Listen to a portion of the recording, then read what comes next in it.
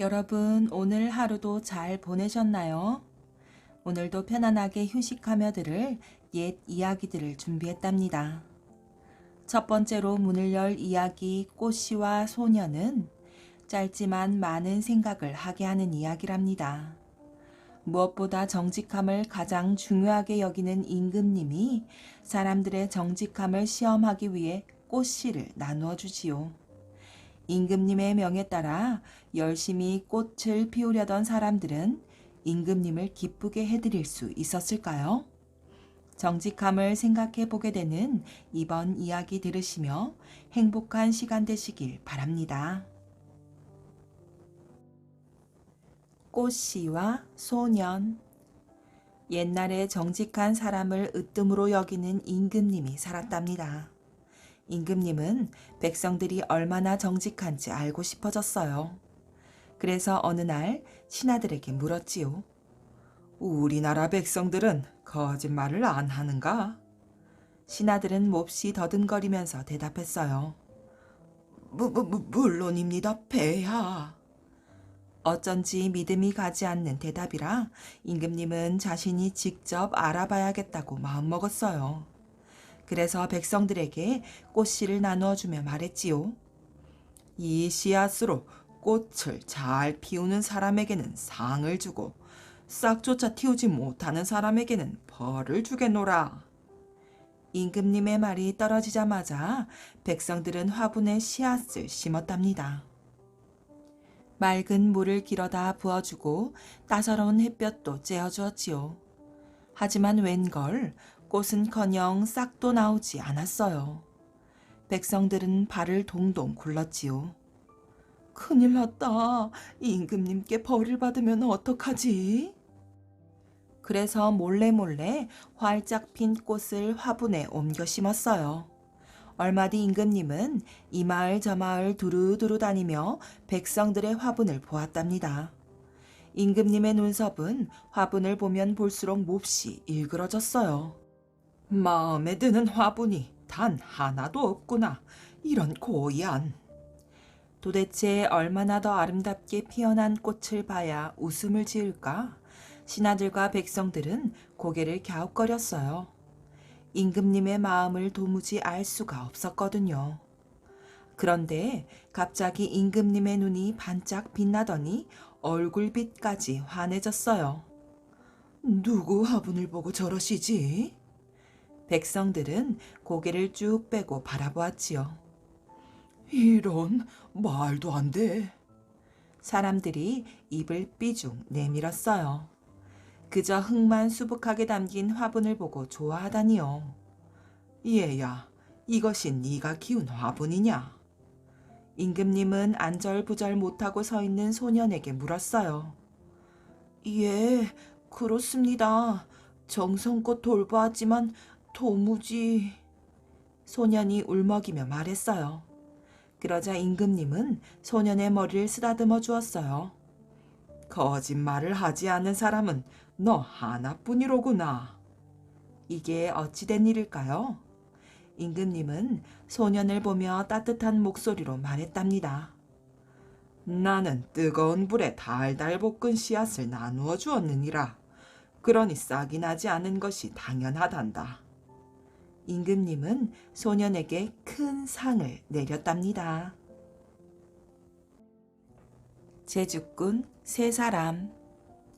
옛날에 활을 아주 잘 쏘는 사람이 있었답니다. 얼마나 활을 잘 쏘는지 십리방 나뭇잎에 매달려 있는 개미 뒷다리를 명중시킬 정도였지요. 그리고 20리 밖에서 방 안에 켜놓은 등잔을 겨냥해 활을 쏘아 불만 꺼뜨릴 수도 있었어요. 어느 날 활을 잘 쏘는 사람이 친구들을 모아놓고 제안을 했지요. 이보게들, 내가 저 동네 아낙네가 이고 가는 물동이를 쏴서 맞추겠네. 에이, 그런 거야 자네 실력에 비하면 누워서 떡 먹기 아닌가? 끝까지 들어보게. 물동이를 맞춘 다음 곧바로 다음 화살을 쏴 먼저 번 화살이 맞아 생긴 빈 공간을 메워서 물을 물동이에서 한 방울도 흘리지 않게 하겠네. 정말인가? 좋아, 한번 실력을 보여주게. 이렇게 해서 이 사람은 화살 2개를 시위에 매긴 후 활을 쏘았지요. 한 개의 화살은 아무것도 붙이지 않은 평범한 것이었고 다른 하나는 차력을 붙인 화살이었어요. 먼저 첫 번째 화살이 날아가 아낙네가 이고 있던 물동이를 뚫고 지나갔답니다. 그리고 뒤이어 엄청난 속도로 두 번째 화살이 날아가더니 그 구멍을 틀어막는 것이었어요. 활을 잘 쏘는 사람의 말대로 차력을 붙여 놓아 물이 한 방울도 떨어지지 않았지요. 물동이를 이고 있던 아낙네가 무슨 일이 벌어졌는지 아무런 눈치도 못 챈 것은 당연하고요. 구경을 하던 친구들은 모두 입을 다물지 못했지요. 이야, 정말 대단하네. 자네는 천하의 명궁이야, 명궁. 어떻게 물이 한 방울도 흐르지 않을 수가 있나? 사람들은 활을 잘 쏘는 것으로 유명해진 그를 명궁이라 부르게 되었답니다. 명궁은 활을 메고 팔도 강산을 유람하고 다녔지요. 어느 날 명궁이 높은 고개를 오를 때였어요. 한참 힘겹게 올라가고 있는데 저 위 고갯마루에 한 사람이 앉아서 쉬고 있는 것이 보였지요. 옳지, 심심하던 차에 길동무로 삼아야겠군. 명궁은 쉬고 있는 사람을 만나기 위해 날쌘 걸음으로 올라갔어요. 그런데 몇 걸음 걷다 보니 휙 하고 공기를 가르는 소리를 내며 옆으로 무엇인가 스쳐 지나가는 것 같았지요. 어라? 방금 뭔가 지나간 것 같았는데? 이렇게 생각하고 위를 쳐다보니 조금 전까지 휴식을 취하고 있던 사람이 보이지 않는 것이었답니다. 별일을 다 보겠군. 방금 여기 있던 사람이 그새 어딜 갔담? 명궁이 근방을 두리번거리며 사람을 찾아보니 방금 고갯마루에 있던 사람이 고개 밑에 있는 것이었어요. 언제 저기까지 내려갔는지 알 수가 없었지요. 명궁이 올라가던 길로 그 사람이 내려갔다면 중간에서 분명 만났을 텐데 말이에요. 명궁은 그 사람을 큰 소리로 불렀지요. 여보시오, 여보시오, 날 좀 기다리시오. 이렇게 소리치면서 명궁은 왔던 길을 되짚어 달려내려 갔답니다. 내려가 보니 키가 서발 장대 같은 사람이 정지 자세로 떡 버티고 서 있었지요.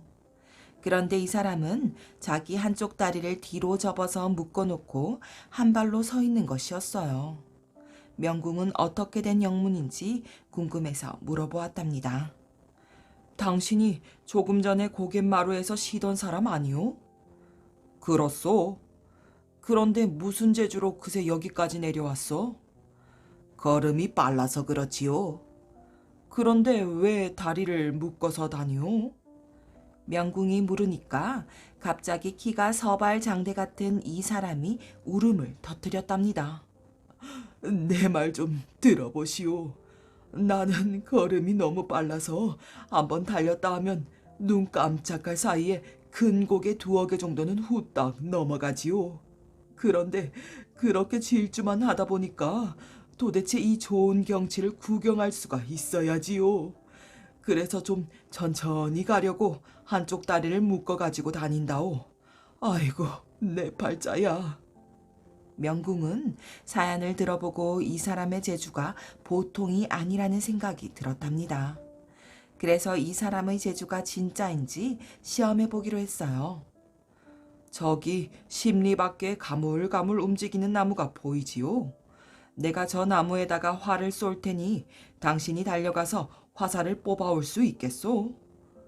그거야 누워서 떡 먹기지요. 속히 쏘아보시오.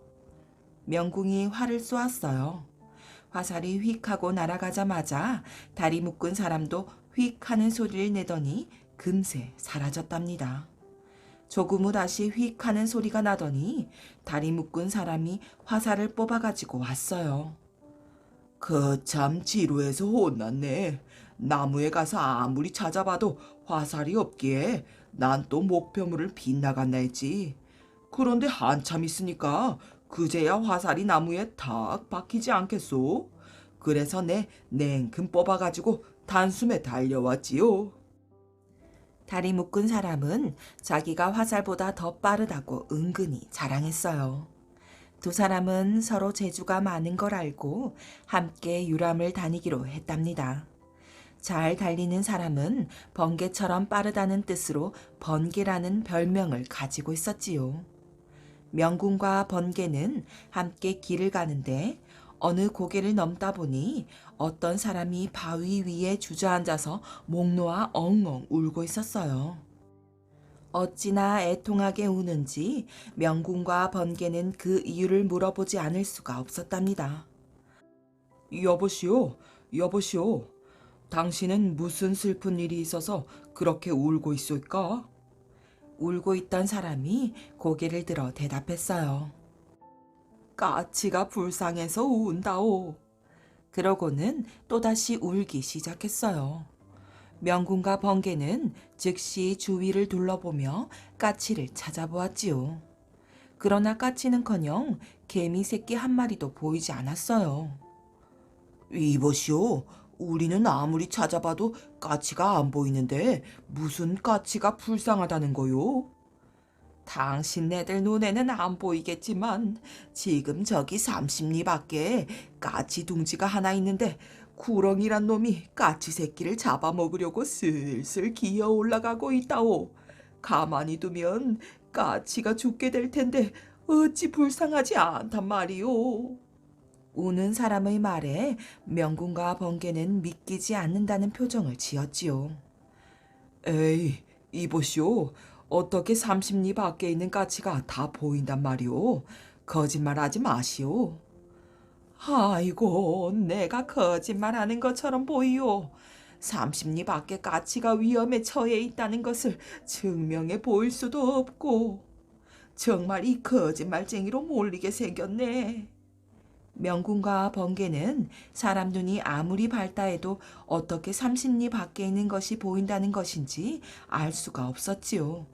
그것이 사실이라면 이 사람 또한 재주가 비범한 사람일 테니 명군과 번개는 확인해 보기로 했답니다. 이봐요. 당신 재주를 입증할 수 있는 방법이 있어. 당신이 구렁이 있는 곳을 손가락으로 가리키시오. 그러면 내가 활로 구렁이를 쏘아 마치겠소. 눈 밝은 사람은 명궁의 말에 따라 손가락으로 구렁이가 있는 지점을 가리켰어요. 명궁은 그쪽을 향해 있는 힘껏 활을 쏘았지요. 화살이 휙 하고 날아갔답니다. 명궁이 눈 밝은 사람에게 물었어요. 어찌 되었소? 구렁이가 맞았소? 안 맞았소? 좀 기다려봐요. 아직 화살이 날아가고 있으니. 순간 눈 밝은 사람이 갑자기 손뼉을 탁 치면서 좋아했답니다. 구렁이는 죽고 까치는 살았다는 것이지요. 정말이요? 내 눈으로 확인을 하고 오리다. 번개는 제 눈으로 직접 보지 않고는 못 믿겠다고 하면서 휙 하고 달려가더니 금방 돌아와 명궁에게 알렸어요. 정말이요. 구렁이는 죽고 까치 새끼는 살았더군. 30리 밖을 보다니 정말 신기한 재주를 가졌군요. 나는 명궁이라오. 내 실력은 구렁이를 맞힌 것에서 이미 확인했을 것이오. 나는 번개라고 하오. 쏜살같이 빨라서 붙여진 별명이오. 나는 천리안이라고 하오. 천리박도 내 손바닥처럼 훤히 볼 수 있다오. 우리 함께 길을 떠나지 않겠소? 뭐든 잘 할 수 있을 것 같은데 말이오. 맞소. 이렇게 만난 것도 보통 인연은 아닌 것 같소. 이렇게 해서 재주 많은 세 사람은 의기투합하여 함께 여행을 다녔답니다. 한편 압록강 근처의 중국 땅에는 구두쇠 한 사람이 살고 있었어요. 이 사람에게는 딸이 하나 있는데 걸음이 얼마나 빠른지 부근에서는 아무도 당할 사람이 없었답니다. 구두쇠는 자기 딸을 내세워 사람들과 내기를 걸어 돈을 아주 많이 긁어모았지요. 구두쇠는 압록강을 건너오는 사람을 기다리고 있다가 자기 딸과 내기를 하라고 부추겼어요. 누구든지 내 딸하고 경주를 해서 이기면 재산을 몽땅 줄 것이요. 하지만 신다면 가져온 물건을 다 내놓아야 하오. 가진 재산이 없다면 3년 동안 내 집에서 머슴살이를 해야 하오. 어떻소? 해보겠소? 구두쇠의 제안에 여간한 사람들은 얼씨구나 좋다고 내기를 했답니다. 적수가 여자아이라고 얕잡아 봤기 때문이에요. 내가 설마 저 조그만 여자아이한테 질까 보냐? 이 내기의 승자는 이미 정해져 있는 거나 다름없어. 다들 마음속으로 이렇게 생각하며 여자아이와 경주를 했어요. 그러나 막상 경주를 하면 강을 건너는 사람들이 늘 지곤 했지요. 할 수 없이 그들은 가진 물건을 다 내놓고 말았답니다. 구두쇠는 이렇게 긁어모은 재산을 창고 가득히 넣어두었고 부려먹는 머슴이 30명도 넘었어요. 구두쇠에 관한 소문은 여행을 하고 있던 재주 많은 세 사람의 귀에도 들어갔지요. 세 사람은 소문을 듣고 분개했어요. 우리나라 상인들을 골려주고 있단 말이지? 아니, 그런 대먹지 않은 구두쇠가 다 있나? 그렇다면 우리 세 사람이 가서 그 구두쇠를 혼내줍시다.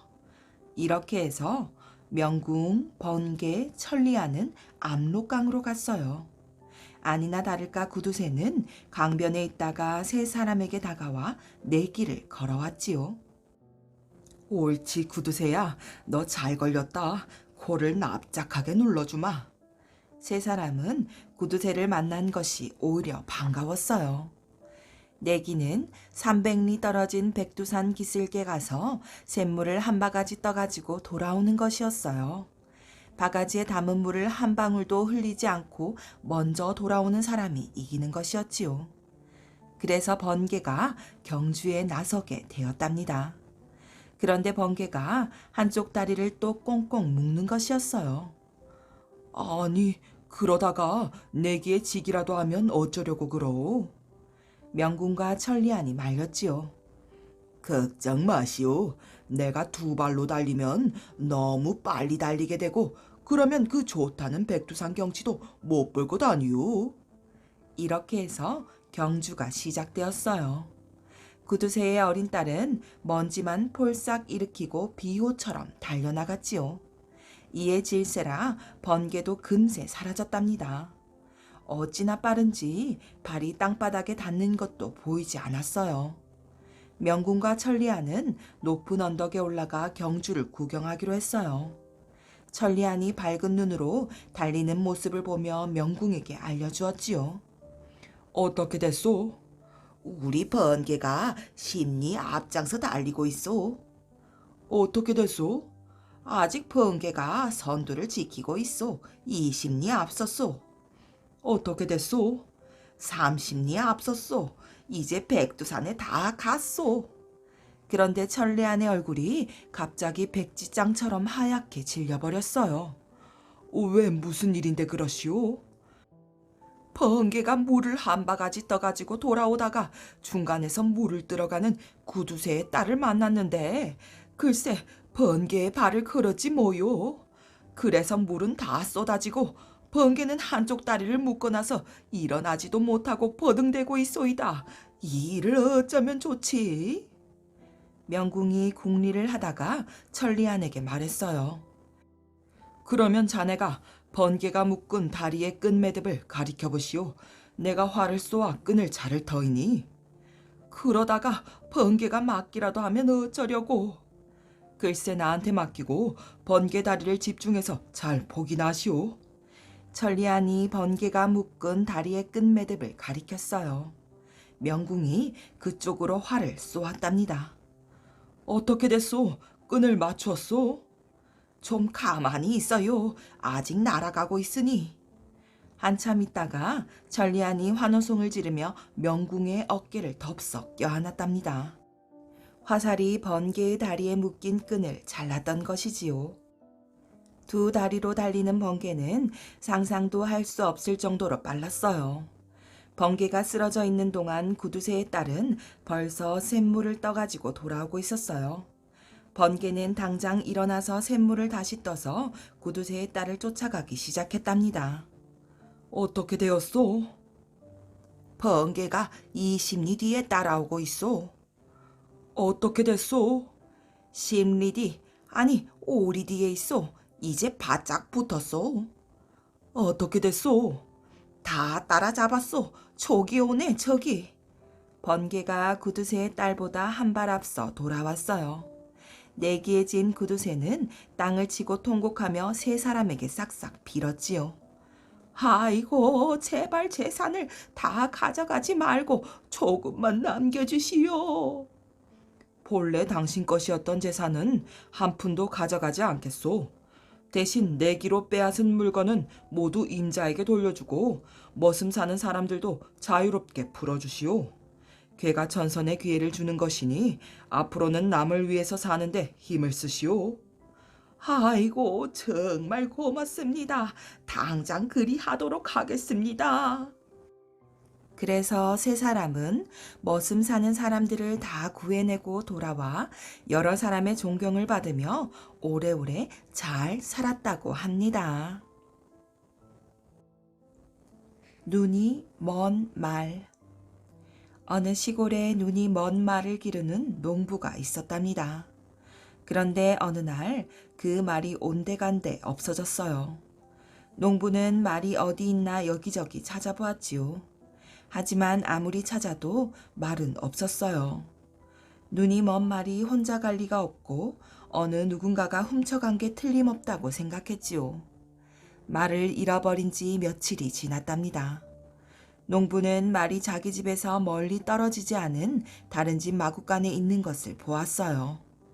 마구간에 매여 있는 말은 틀림없는 자기 말이었지요.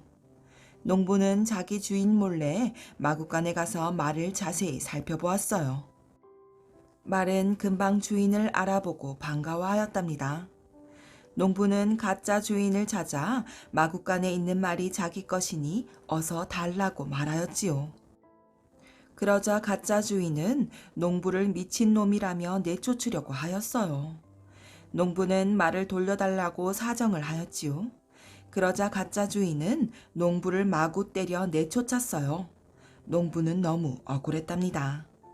농부는 하는 수 없이 고을 원님에게 찾아가 억울한 이야기를 하였어요. 그러자 원님은 두 사람을 불러 재판하였지요. 원님이 먼저 농부에게 물었답니다. 이 말이 틀림없는 너의 말인가? 예, 틀림없습니다. 이번에는 자기 말이라고 우기는 가짜 주인에게 물었어요. 정말 너의 말이냐? 그럼요. 이 사람은 미친 사람이옵니다. 자기 말도 아닌데 자기 말이라고 우깁니다요. 그러자 원님은 농부에게 다시 물었어요. 이 말이 너의 말이라고 했는데 그럴 만한 표시라도 있느냐? 네, 있다 마다요. 제 말은 한눈이 멀었습니다요. 원님은 가짜 주인에게 물었어요. 좋다. 이번엔 너에게 묻겠다. 네 말은 눈이 멀었느냐, 멀지 않았느냐? 주인은 원님의 말을 가만히 생각했어요.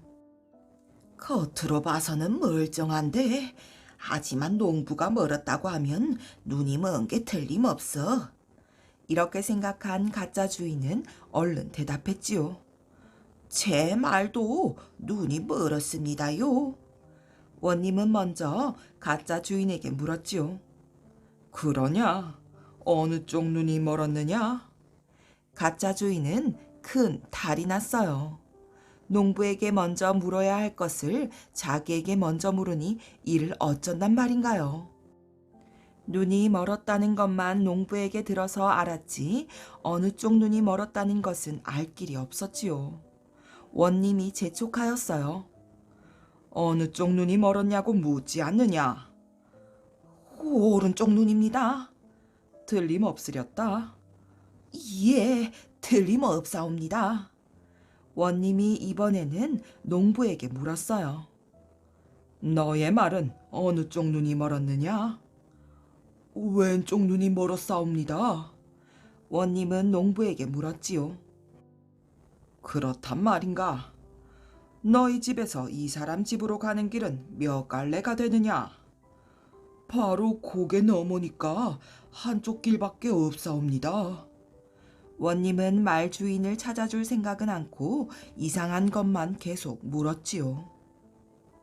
그렇다면 가는 길에 논이나 밭이 있느냐? 산비탈이란 논은 없고 양쪽에 밭만 있사옵니다.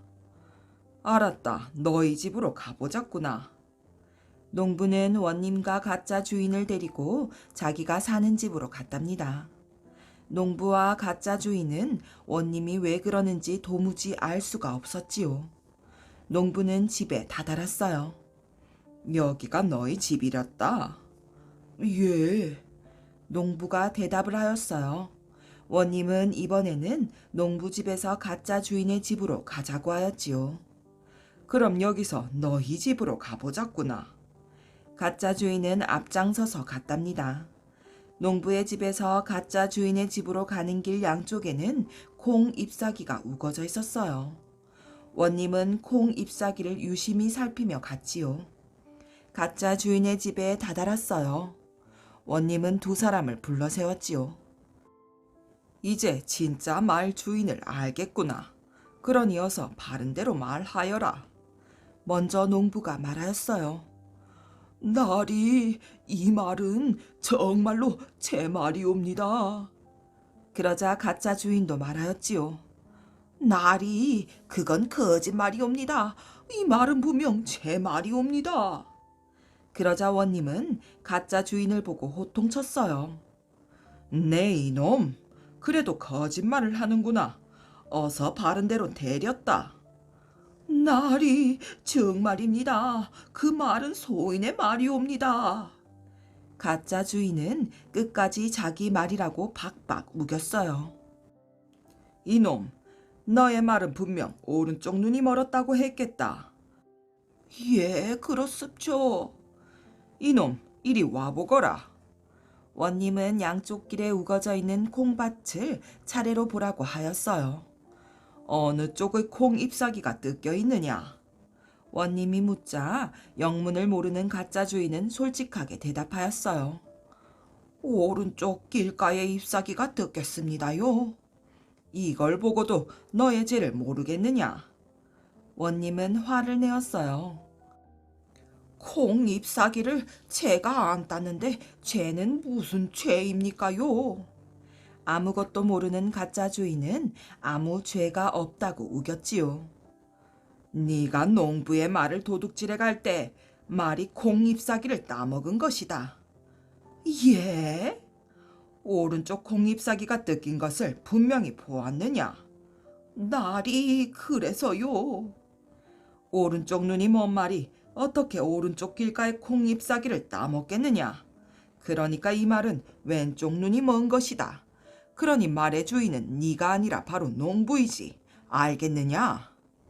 도둑은 그제야 무릎을 꿇고 원님에게 빌었어요. 날이 죽을 죄를 지었사옵니다. 용서하여 주시옵소서. 농부는 잃어버린 말을 되찾았어요. 원님은 지혜로운 재판을 하여 말의 진짜 주인을 가려내었답니다.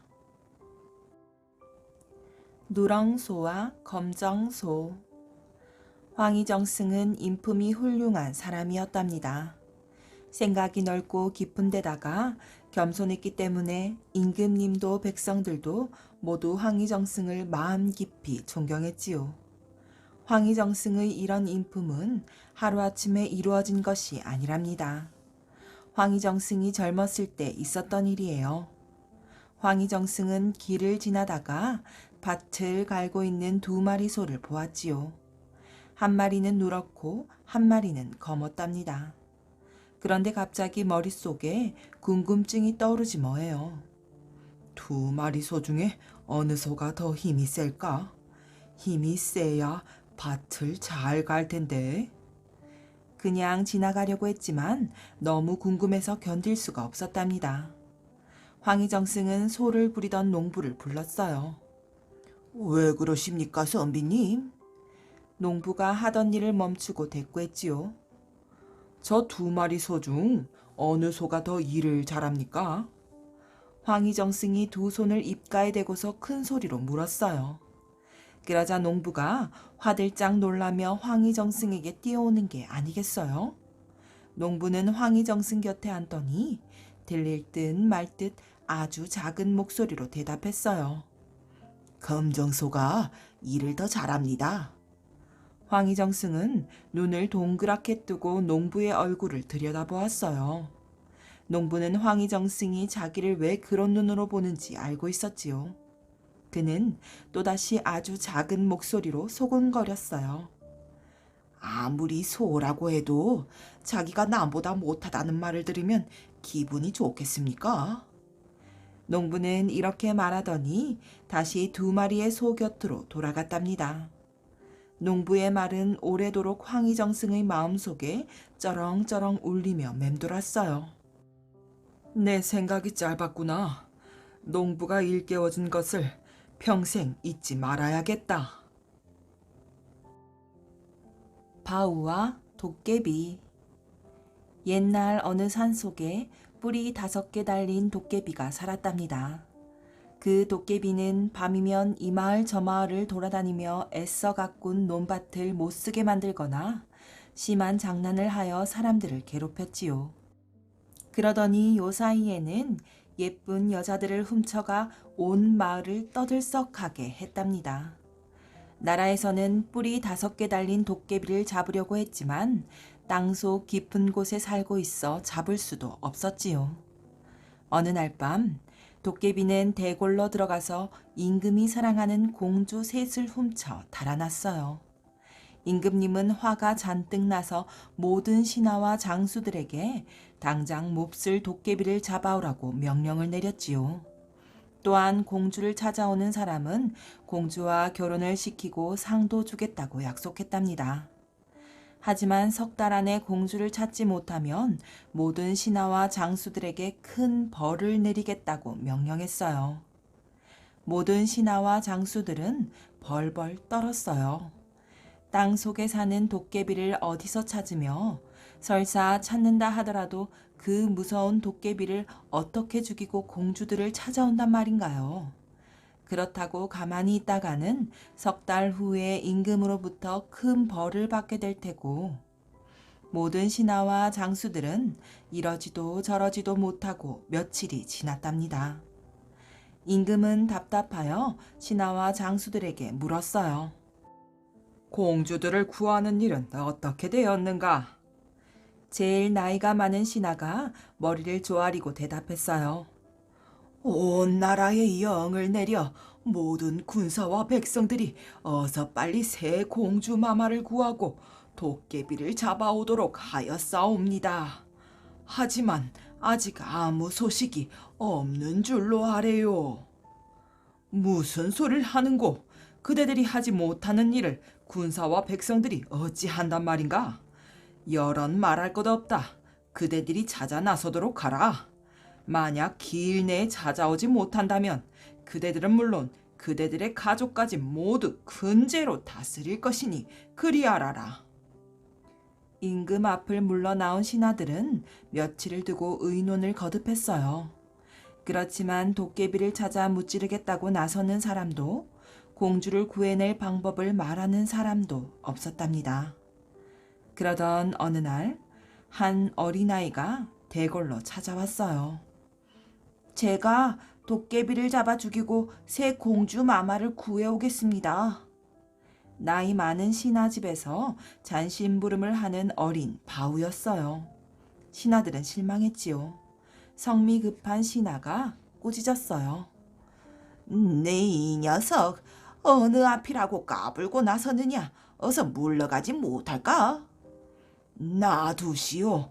무슨 까닭이 있을 겁니다. 이렇게 말한 나이 많은 신하는 바우에게 물었어요. 그래, 네가 그 무서운 도깨비를 잡고 공주님을 구해낼 자신이 있단 말이냐? 예, 자신 있습니다. 힘센 장수들도 감히 하지 못하는 일을 네가 어찌 하겠단 말이냐? 예, 돌아가신 어머니께서 간밤에 나타나셔서 공주님을 구하고 도깨비도 없애는 방법을 일러주셨습니다. 이 말을 들은 신하들은 고웃음을 치며 자리를 떴지만 나이 많은 신하는 바우에게 허리에 찼던 칼을 내어주며 당부했어요. 참 장한 일이다. 꼭 성공하고 돌아오너라. 그 신하는 힘센 하인 2명을 부하로 딸려보냈어요. 바우는 부하 2명과 함께 도깨비를 찾아 길을 떠났지요. 가는 곳마다 도깨비가 어디 사느냐고 물어보았지만 아는 사람은 아무도 없었어요.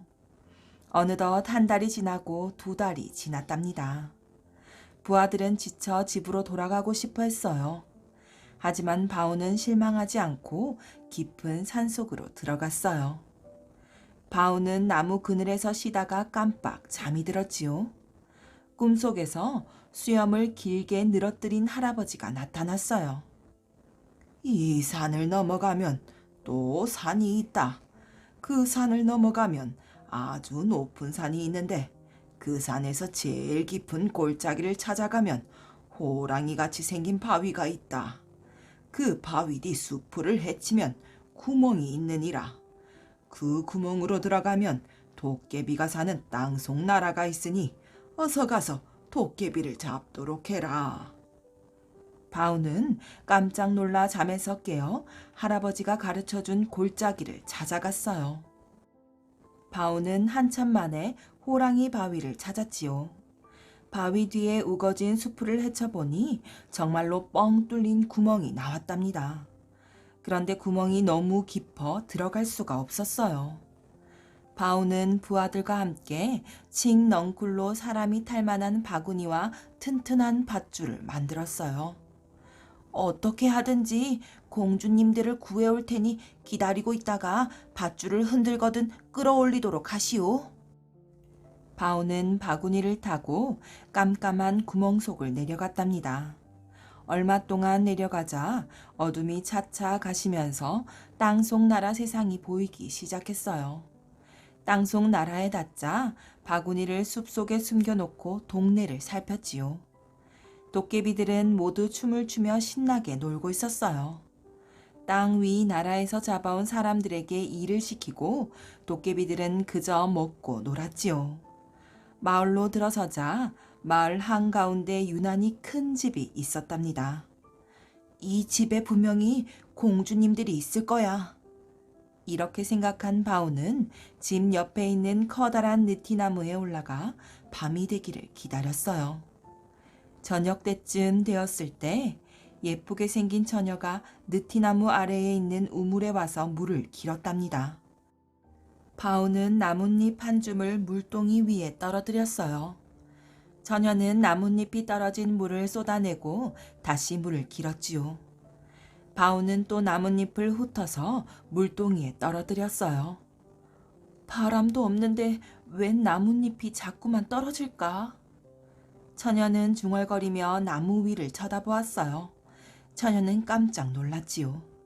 놀라지 마세요. 난 당신들을 구하러 온 사람입니다. 나를 도깨비에게 잡혀온 공주님들께 안내해 주십시오. 바오 말에 처녀는 뛸 듯이 반가워했어요. 하지만 처녀는 걱정스러운 얼굴로 말했지요. 그러세요? 제가 바로 막내 공주예요. 하지만 혼자서는 위험하니 그만 돌아가세요. 공주님, 염려 마시고 저를 숨겨서 도깨비 집으로 데려가 주십시오. 바오는 공주의 치마 속에 들어가서 도깨비 집의 벽장 속에 숨었답니다. 밤이 이슥하자 도깨비가 돌아왔어요. 새 공주는 예쁘게 화장을 하고 문 밖까지 나가서 도깨비를 맞았지요. 도깨비는 공주들이 예전과 달리 울지 않고 다정하게 맞아주니 기분이 좋았어요. 방으로 들어온 도깨비가 갑자기 코를 킁킁 대었지요. 이게 무슨 냄새야? 킁킁. 어디서 사람 냄새가 나는데? 도깨비는 눈을 번뜩이며 방 안을 살폈답니다. 둘째 공주가 걱정스런 얼굴로 도깨비의 이마를 짚었어요. 이 집에 딴 사람이 어디 있어요? 아마 우리들 입냄새겠죠. 어디가 편찮으신가요? 우리들 냄새도 모르시다니. 이어 첫째 공주가 말했어요. 나리께서 우리들에게 아내가 되어 달라고 하셨는데 제가 아내가 되어 나리를 즐겁게 해드리겠어요. 도깨비는 기분이 좋았답니다. 그러면 지금 혼인식을 올리지. 그때 막내 공주가 준비해 놓은 술상을 가져왔어요. 너무 서두르지 마세요. 내일 날이 밝으면 부하들을 모두 모아놓고 해야죠. 오늘은 우선 술이나 드시지요. 첫째 공주는 커다란 잔에 술을 가득 부어 도깨비에게 주었어요. 도깨비는 기분이 좋아서 공주들이 주는 대로 모두 받아 마셨지요. 기분이 더욱 좋아진 도깨비는 선심을 섰어요. 오늘은 술잔치를 하고 내일은 혼인잔치를 하자꾸나. 그리고 너희들 소원을 들어줄 테니 무엇이든 어서 말해보거라. 이때다 하고 첫째 공주가 물었어요. 다른 소원은 없고 꼭 알고 싶은 게 있습니다. 그게 뭔지 빨리 말해보아라. 나리도 죽나요? 그건 왜 묻지? 그걸 알아야 제가 평생 모시죠. 으하하하하, 걱정 마라. 이 세상에 아무리 힘센 놈이라도 날 죽일 수는 없어. 그런데 내 양쪽 겨드랑이에 비늘이 2개 있다. 그게 떨어지면 내 목도 떨어지니까 그것만 조심하면 되지. 술 취한 도깨비는 공주들이 자기를 염려해 주는 줄 알고 비밀을 모두 얘기해 주었어요. 바오는 벽장 속에서 도깨비가 하는 말을 다 들었지요. 술이 잔뜩 취한 도깨비는 드르렁 드르렁 코를 골며 잠에 골아떨어졌답니다. 바오님, 도깨비가 잠이 들었어요. 공주의 말을 들은 바오는 벽장에서 나왔어요. 바오는 술에 취해 골아떨어진 도깨비 옷을 벗기고 칼을 빼어 겨드랑이에 난 비늘을 잘랐지요. 그리고 도깨비의 머리를 내리쳤어요. 도깨비는 몸을 부르르 떨더니 머리가 뚝 떨어져 나갔답니다. 황소머리만한 도깨비 머리는 넓은 마당을 펄쩍펄쩍 뛰더니 도로 목에 가서 철썩 붙었어요. 이것을 본 바오는 다시 도깨비 목을 베고 공주들을 시켜 얼른 부엌으로 가서 재를 퍼다가 목에 뿌리라고 했어요. 재가 묻은 도깨비 머리는 다시 붙을 수가 없었지요. 도깨비 두목이 죽자 다른 도깨비들은 바오에게 잘못을 빌며 살려달라고 말했어요. 바오는 도깨비들에게 남의 것을 훔치지 말고 자기 힘으로 착하게 살라고 일렀답니다. 바오는 잡혀온 공주들과 사람들을 모두 데리고 땅속 나라를 빠져나와 바구니를 타고 땅 위로 올라왔어요. 임금님은 크게 기뻐하며 큰 잔치를 베풀었지요. 바오는 막내 공주와 결혼하여 행복하게 잘 살았답니다. 국성이 이야기. 옛날 어느 마을에 국성의 할아버지의 할아버지의 할아버지가 살고 있었어요. 국성의 할아버지의 할아버지의 할아버지는 농사 짓는 일 말고는 모르는 사람이었지요. 아무리 거칠고 몹쓸 땅이라도 국성의 할아버지의 할아버지의 할아버지가 손길만 닿으면 기름진 옥토로 변하곤 하였답니다. 송글송글 땀 흘려 열심히 농사를 지은 덕에 국성의 할아버지의 할아버지의 할아버지는 남부럽지 않게 살 수 있게 되었어요. 저 도실도실한 알곡들을 보니 정말 마음이 든든하구나. 올 겨울은 아무 걱정 없이 지낼 수 있겠는걸. 어느 가을날 국성의 할아버지의 할아버지의 할아버지는 누렇게 익은 들판을 바라보며 싱글벙글 하고 있었어요. 그때 국성의 할머니의 할머니의 할머니가 뛰어오며 소리쳤지요.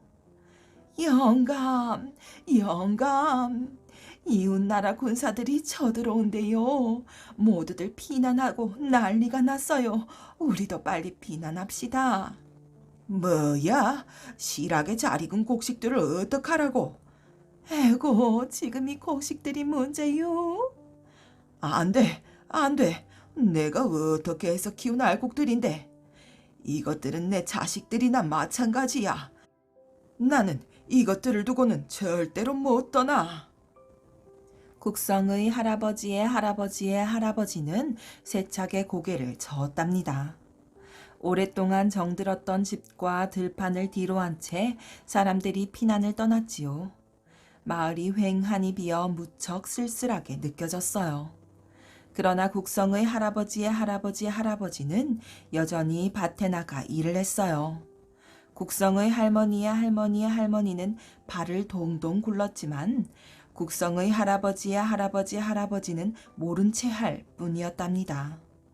드디어 이웃나라 군사들이 쳐들어왔어요. 사나운 말발굽 소리에 땅이 다 흔들렸지요. 임금이 있는 궁궐까지 쳐들어갈 기세였답니다. 그들이 국성의 할아버지의 할아버지의 할아버지의 마을을 막 지나칠 때였어요. 잠깐 멈춰라. 뿌리의 우두머리가 들판에서 일하고 있는 국성의 할아버지의 할아버지의 할아버지를 보더니 불러서 말했지요. 온 나라 사람들이 우리를 보고 무서워서 모두 달아났는데 그대는 어찌하여 비난을 하지 않았는가? 저희는 이곳에서 대대로 농사를 지어 먹고 살았습니다. 저 곡식들은 제가 정성 들여 키운 제 자식들이나 다름없습니다. 아비가 어찌 자식들을 두고 도망갈 수가 있겠습니까? 그대 말이 옳다. 그대는 참으로 훌륭한 농사꾼이로다. 그 말에 감탄한 적장은 그곳을 조용히 떠났답니다. 전쟁이 끝나고 적군이 물러가자 사람들은 하나둘씩 고향으로 돌아왔어요. 그들은 고향의 논밭이 전쟁통에 엉망이 되었을 거라고 생각했어요.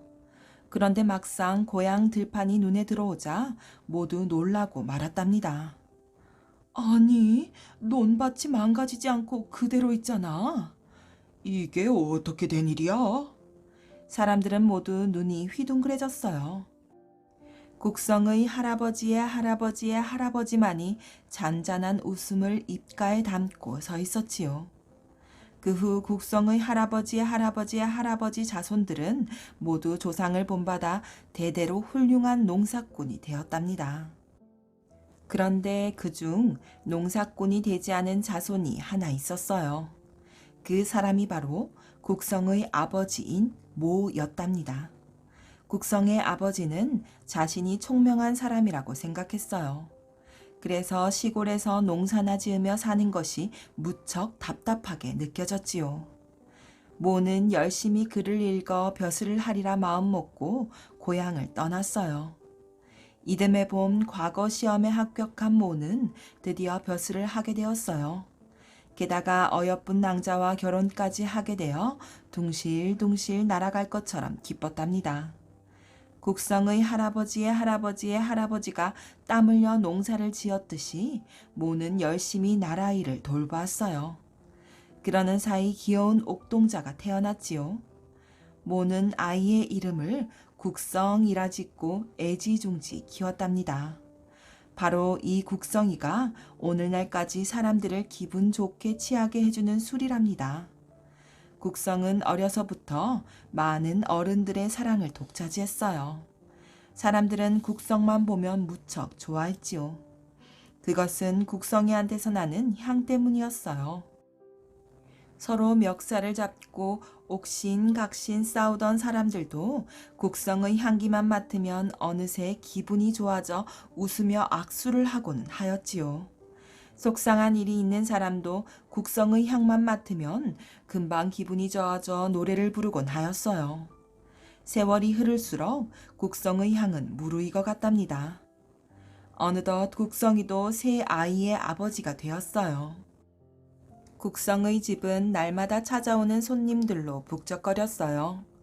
친구들은 하루라도 국성을 안 보면 견딜 수가 없을 정도로 국성을 좋아했답니다. 그런 어느 날 국성에게 뜻밖의 일이 생겼어요. 국성의 이야기를 들은 임금이 국성을 대궐로 부른 것이었지요. 자네가 국성인가? 내 그대의 향기로운 이름은 들은 지 오래다. 임금은 반갑게 웃으며 국성의 손을 잡았답니다. 들은 대로 역시 향기로운 사람이구먼. 내 그대를 내 곁에 두고 보리라.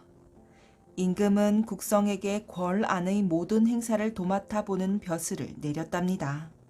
그때부터 국성은 대궐의 잔치나 왕실의 제사 등 모든 행사를 도맡아 하게 되었지요. 잔치 때면 국성은 그 향기로움을 더하여 사람들을 기쁘게 해주었어요. 또한 제사 때는 은은한 향으로 분위기를 진지하게 해주곤 하였답니다. 이렇게 국성은 묵묵히 자기가 맡은 일을 열심히 해나갔어요. 날이 갈수록 임금은 국성을 더욱 아꼈지요. 아무리 임금이라도 국성의 이름을 그냥 부르는 법이 없었답니다. 꼭 국선생, 국선생 하며 높은 어른을 대하듯 하였어요. 가끔 나라일로 피곤하거나 기분이 언짢을 때에도 국성의 향기만 맡으면 임금님은 마음이 풀리곤 하였지요. 임금은 모든 잔치 자리에서 스스럼 없이 국성과 술잔을 주고받았어요. 가끔 신하들이 만류해도 임금은 대수롭지 않게 생각하였지요. 사람들은 모두 국성의 온화한 성품을 좋아했답니다.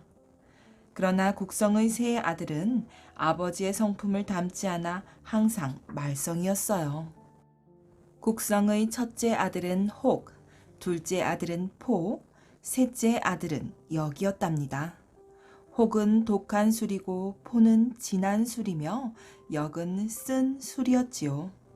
이름만큼이나 성격들이 괴상해서 국성은 늘 속이 탔어요. 친구들에게 독한 술을 먹여 토하게 하지를 않나, 사람들을 곤드레 만드레 취하게 만들어 싸움을 붙이지를 않나. 아무튼 삼형제의 행패는 날이 갈수록 심해졌지요. 어느 날 이들의 못된 행동을 보다 못한 신하가 임금에게 글을 올렸어요. 국성이 전하께서 아끼는 신하라는 것은 누구나 알고 있는 사실이옵니다. 또한 국성이 열심히 나라 일을 돌보는 것도 사실이옵니다. 그러나 국성의 세 아들은 제 아비의 성품을 닮지 않아 포악하고 교만하기가 말도 못할 정도입니다. 그들 삼형제는 제 아비의 권세를 믿고 대궐란을 제 집처럼 이리저리 휘젓고 다닐 뿐만 아니라 사람들에게 독한 술을 권해 곤드레 만드레 취하게 합니다. 게다가 싸움까지 붙이니 어찌 그들을 두고만 볼 수 있겠습니까? 또한 사람들은 술에 취해 예의와 염치를 잊어버리니 이 어찌 사람의 도리라고 할 수가 있겠습니까? 이처럼 국성의 아들들이 사람들을 타락시키니 파라옵건대 부디 이들을 멀리 귀양 보내소서. 그리고 아들을 제대로 다스리지 못한 국성에게도 그 죄를 물어야 할 것이옵니다. 임금은 몹시 고민이 되었어요. 국성의 아들들이야 벌을 주어 마땅하지만 국성에게까지 그 화가 미칠까봐 걱정이 되었던 것이지요. 국성을 감싸자니 백성들에게 원망을 들을까 두렵고, 그렇다고 그토록 아끼는 국성을 벌주자니 그것 또한 괴로운 일이었어요. 임금님은 이러지도 저러지도 못할 형편이 되었지요. 임금은 참으로 오래도록 고민한 끝에 다음과 같이 명을 내렸답니다.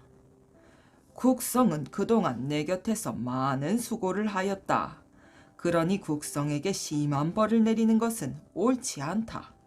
다만 국성에게 내린 모든 벼슬을 거두고 국성을 대궐 밖으로 내보내도록 하라.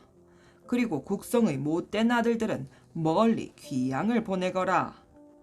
결국 국성은 모든 벼슬에서 물러나 고향으로 내려가게 되었답니다. 오히려 국성은 고향에서 한적하고 평화로운 시간을 누릴 수가 있었어요. 심심하면 채소밭에 나가 오이며 호박들을 가꾸느라 시간 가는 줄을 몰랐고, 비가 오면 툇마루에 앉아 빗소리를 들었지요. 또 눈이 오면 마당 가득 쌓인 눈을 치우며 즐거워하였어요. 이따금 귀양을 간 아들들 생각에 마음이 아팠지만 고향에서 지내는 나날들은 그럭저럭 평온했답니다. 그런 어느 날 온 마을에 도적들이 떼지어 나타났어요. 도적들은 이 집 저 집 마구 들어가 쌀이며 가축들을 빼앗았지요. 임금은 당장 도적들을 잡아들이라 명을 내렸지만 그 누구도 도적들을 당해낼 재간이 없었어요. 이 나라 군사들은 대체 무엇을 하고 있는 게야? 도적 하나 잡지 못하고. 화가 난 임금은 신하들을 불러놓고 호통을 쳤지요. 전하, 도적들이 워낙 굶주려 사나운 데다가 그 수가 너무 많사옵니다. 듣기 싫다. 아무래도 국성을 다시 부르는 수밖에 도리가 없겠다. 여봐라, 당장 국성을 불러들여라. 임금은 국성을 불러 도적들을 잡는 데 힘을 써달라고 부탁하였어요. 국성은 군사들을 이끌고 나섰지요. 국성은 도적의 속을 가까운 곳에 진을 치고 밤이 되기를 기다렸답니다. 해가 뉘엿뉘엿 기울자 국성은 군사를 시켜 10개의 호리병에 아주 독한 술을 채워오라고 일렀어요. 그리고 재빠르고 날랜 군사 5을 뽑아 지시를 내렸지요. 이제 조금 있으면 도적들이 잠에 골아 떨어질 것이다. 그때 너희들은 허리에 이 호리병을 2개씩 꿰차고 도적의 소굴로 들어가서 도적들이 내일 아침 먹을 음식에 이 독한 술을 다 넣어라. 밤이 깊어졌어요. 떠들썩하던 도적의 소굴도 조용해졌지요. 소굴 앞에서 망을 보는 도적만이 눈을 말똥말똥 굴리고 있었어요. 엽전 하나가 망을 보는 도적 앞으로 대구르르 굴러왔답니다. 아니, 웬 엽전이지? 도적이 엽전을 줍기 위해 몸을 굽히는 순간이었어요. 뒤에서 나타난 군사 하나가 주먹으로 도적을 내리쳤지요. 도적이 정신을 잃고 쓰러졌어요.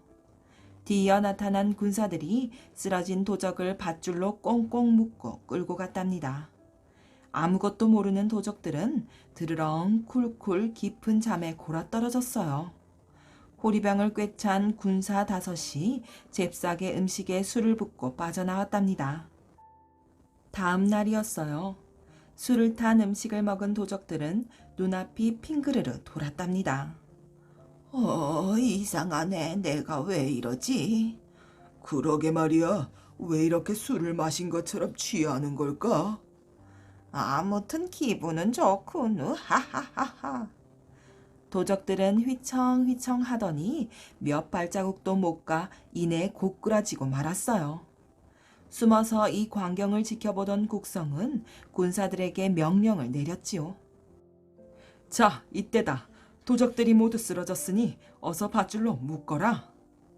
군사들은 우르르 몰려가서 술에 취해 쓰러져 있는 도적들의 손과 발을 꽁꽁 묶었답니다. 국성이 도적들을 몽땅 잡아들였다는 소식을 들은 임금은 크게 기뻐하였어요. 하하하, 과연 국성이로다. 내 국성에게 큰 벼슬을 내려야겠다. 국성은 다시 나라 일을 돌보게 되었답니다. 그러나 그동안 시골에서 평화롭게 지내던 국성에게 벼슬이란 몹시 번잡하고 부담스런 짐일 뿐이었지요. 국성은 벼슬을 버리고 대궐을 떠나 시골에서 조용히 살고 싶었어요. 국성은 임금께 글을 올렸지요. 저희 가문은 본래 가난하여 겨우 밥줄이나 이어가던 신세였습니다. 그러다 제 윗대 어른이 밤낮으로 땀 흘려 농사를 지은 덕에 넉넉히 먹고 살 수 있었습니다. 제 조상은 참으로 훌륭한 농사꾼이었고 저희 집안은 대대로 그분의 뜻을 이어받아 열심히 농사를 지어왔습니다. 그러나 저희 아버님이 뜻한 바가 있어 그를 깨우쳐 벼슬길에 올랐고 저 또한 이렇게 벼슬을 하게 되었습니다. 그러나 저는 아침 저녁 고향의 들판을 바라보면서 그 옛날 자식을 키우는 심정으로 농사를 짓던 제 조상의 마음을 헤아려 보았습니다.